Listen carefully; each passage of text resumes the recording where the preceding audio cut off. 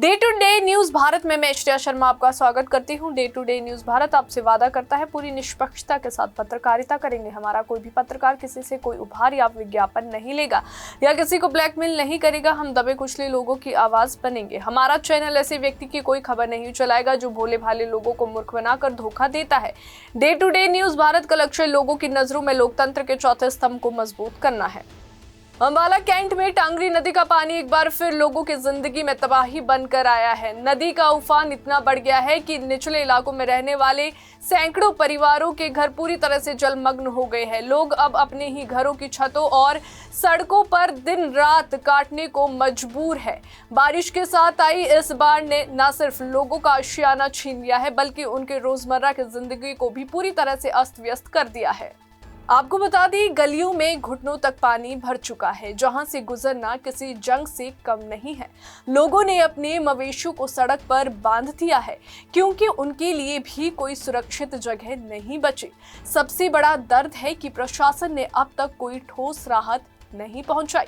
जिन धर्मशालाओं में शरण देने की बात कही गई थी वहां कोई जाना नहीं चाहता क्योंकि हर किसी की जुबान पर बस एक ही सवाल है, हम अपना घर कैसे छोड़ दें।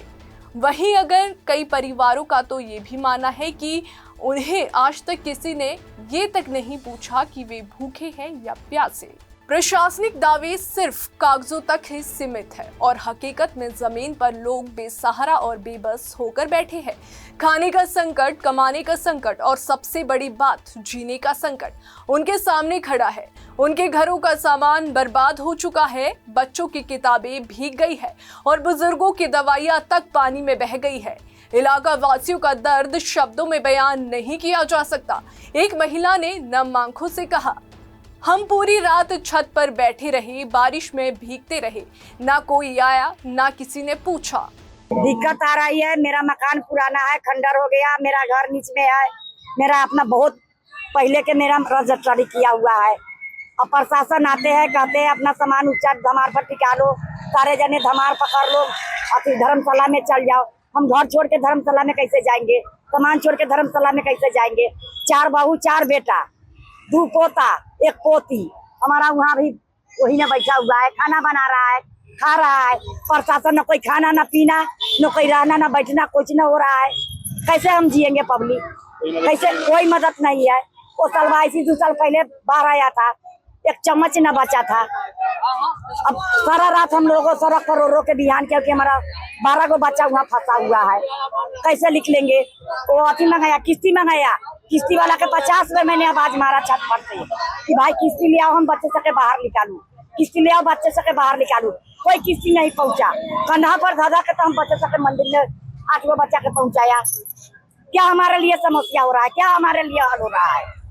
कोई हल नहीं है। सर हमारे घर में सारा बर्तन उर्तन नहीं है, खाने के लिए हम लोग यहाँ रोते हैं, क्या करेंगे? हम लोग मजदूरी भी नहीं मिलता है, इसलिए कि यहाँ खाने का कोई यहाँ व्यवस्था नहीं है, कोई शासन नहीं है, कोई मंत्री वगैरह नहीं आते हैं यहाँ पे। हम लोगों को देखने के लिए, गरीब के लिए कहीं है ये नहीं है जगह। देखिए कितना पानी है यहाँ पे, कोई देखने के लिए नहीं। यहाँ पे क्या हो रहा है नहीं हो रहा है, क्या इतना जनता देखिए रोड पे चल रहा है, किसी के पास पैसे, मजदूरी नहीं है, पैसे कहाँ से? मजदूरी नहीं है। देखिए बच्चे भूखे घूम रहे हैं यहाँ पूरे में। उन लोगों से क्या सरकार, ये कौन सा सरकार बन गया पता नहीं लग रहा है। वहीं एक बुजुर्ग ने रूंधे गले से कहा, घर में कुछ भी नहीं बचा, खाने के लिए एक दाना तक नहीं है। ये सिर्फ बाढ़ की कहानी नहीं है, ये इन लोगों की चीख है जो हर साल प्रशासन की लापरवाही का शिकार होते हैं और फिर भी उम्मीद रखती है कि शायद अगली बार हालात कुछ बेहतर होंगे। Day to day news Bharat में फिलहाल अभी के लिए इतना ही। इस चैनल को लाइक और सब्सक्राइब करना ना भूलें और इस न्यूज पर कमेंट करना भी ना भूलें।